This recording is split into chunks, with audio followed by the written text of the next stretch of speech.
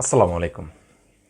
বর্তমান ২০২৪ সালের যে টি-20 ওয়ার্ল্ড কাপ চলছে, আমি মনে করি যে এই ওয়ার্ল্ড কাপ বর্তমান সময়ে যাবৎকালে যে ৩৭টা ম্যাচ হয়েছে, এই ৩৭টা ম্যাচের যে স্কোর কার্ড এবং যতগুলো ম্যাচ লো স্কোরিং হয়েছে, এই প্রেক্ষিতে এই ওয়ার্ল্ড কাপ যদি এশিয়া তথা বাংলাদেশে কোনোভাবে এটা হতো, তাহলে আমার মনে হয় এ নাগাদ ওয়ার্ল্ড কাপ স্থগিত করে দিতে হয়তো বা আইসিসি। স্কোরিং ম্যাচ দেখে যে অনেকটা ক্রিকেট ফ্যাকাশে হয়ে গেছে এমনটা না, তবে মজাও আছে।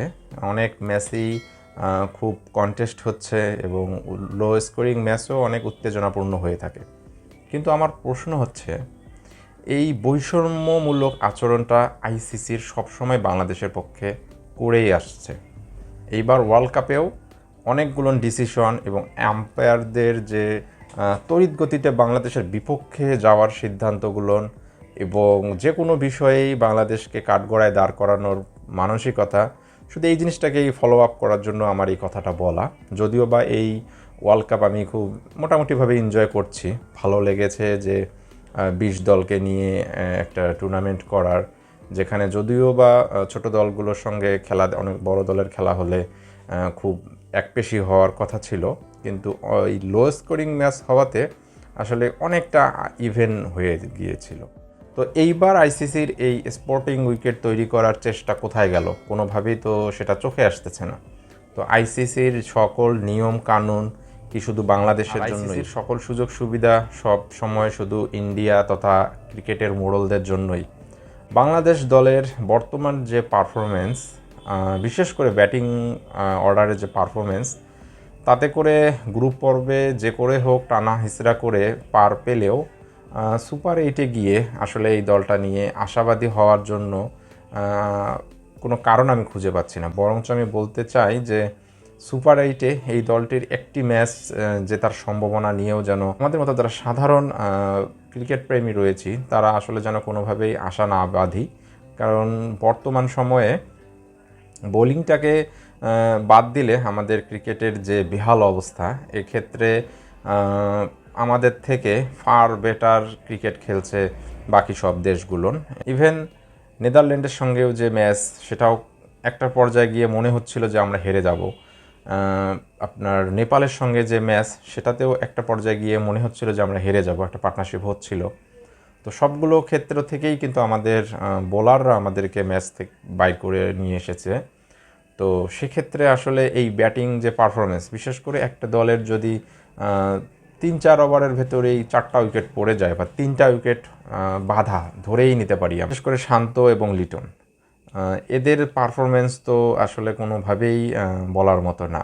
যদিও বা লিটন একটা ম্যাচে একটু বলার মতো একটু রান করেছিল, সেটা সাউথ আফ্রিকার বিরুদ্ধে, যদিও বা সেই ইনিংসটা কোনো কাজে লাগেনি। তো এছাড়া শান্তর কিন্তু ক্যাপ্টেন্সিতে একটু নজর কাড়া ছাড়া, কিছু ভালো ক্যাচ নেওয়া ছাড়া, শান্তর ব্যাটিং একেবারেই বাংলাদেশের দলকে ডিমোরালাইজ করার জন্য একদম উপযুক্ত উদাহরণ। তো আসলে এভাবে কতদিন? এভাবে তো আর এই বুড়া ব্যাটাদেরকে ইয়াংস্টার ভেবে তাদেরকে সবসময় সুযোগ দিতে দিতে দিতে আর কত বুড়া বানাতে চাই? পজিটিভ দিকও কিছু রয়েছে, যেমন রিশাদ হোসেনদের ইনক্লুশন। তো এক্ষেত্রে নাজমুল হোসেন শান্তর কিন্তু খুব বড় অবদান রয়েছে, সে খুব সুন্দরভাবে রিশাদ হোসেনকে ব্যবহার করছে। এক্ষেত্রে হাতুড়েকেও অবশ্যই প্রশংসার দাবিদার করতে হবে। তিনি সবসময় আপনার লেগ স্পিনারকে খেলানোর জন্য পক্ষে ছিলেন এবং সর্বাত্মক চেষ্টা করেছেন যেন একজন লেগ স্পিনার স্কোয়াডে থাকে, এবং সে খুব গুরুত্বপূর্ণ মোমেন্টে আমাদের দলকে ব্রেক থ্রু এনে দিচ্ছে, যেটা একজন লেগ স্পিনার হরহামেশাই অন্যান্য দলে করে থাকে বলে আমরা দেখে আসছিলাম। তো এই পজিটিভ দিকগুলো ছাড়া বাংলাদেশের ব্যাটিং একদম যাচ্ছে তাই।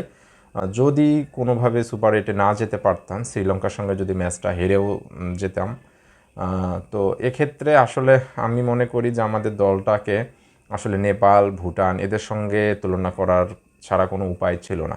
আফগানিস্তানের সঙ্গে ইভেন বাংলাদেশের বর্তমানের পারফরমেন্স একদমই আশাব্যঞ্জক নয়, এবং আমি মনে করি যে আফগানিস্তানের থেকে বাংলাদেশ অন্তপক্ষে 50 স্কোরে পিছিয়ে আছে প্রিডিকশন করছি এবং আমরা ইনশাল্লাহ অন্তপক্ষে আফগানিস্তানের সঙ্গে ম্যাচটা জিততে যাব এবং অস্ট্রেলিয়াকে আমাদের বোলিং অ্যাটাক দিয়ে চেপে ধরার সম্ভাবনা খুব রয়েছে এবং ইন্ডিয়ার সঙ্গে তো হরহামেশাই আমাদের প্রায় প্রতিটা ম্যাচেই খুব কম্পিটিটিভ হয়, যদিও বা সবাই বলে যে ইন্ডিয়া পাকিস্তানের মধ্যে একটা রাইভালরি লক্ষ্য করা যায় এবং বাংলাদেশ এবং শ্রীলঙ্কার ক্ষেত্রে যেটা বলে, তো বাংলাদেশ এবং ভারতের মধ্যে কঠিন একটা রাইভালরি চলে থাকে। তো আশা করব গ্রুপ পর্বের ম্যাচগুলো খুব এনজয়েবল হবে যদি আমাদের ব্যাটসম্যানরা একটু লজ্জা শরম করে কিছুটা হলেও রান তুলে দেয় স্কোরবোর্ডে বলারদেরকে, তো সেটা ডিফেন্ড করার জন্য। দেশ এবং দেশের মধ্যকার সকল অসঙ্গতিপূর্ণ বিষয় নিয়ে আমাদের এই চ্যানেলটি এবং আমাদের এখানকার আলোচনায় হচ্ছে অসঙ্গতিকে সামনে তুলে আনা। আপনারা যারা আমার এই ছোট্ট চ্যানেলের ভিডিও দেখতে ভালোবাসেন অবশ্যই সাবস্ক্রাইব করে দেবেন এবং আমাকে উৎসাহিত করবেন যাতে করে আমি আপনাদের জন্য ভালো কিছু ভিডিও তৈরি করতে পারি। আসসালামু আলাইকুম।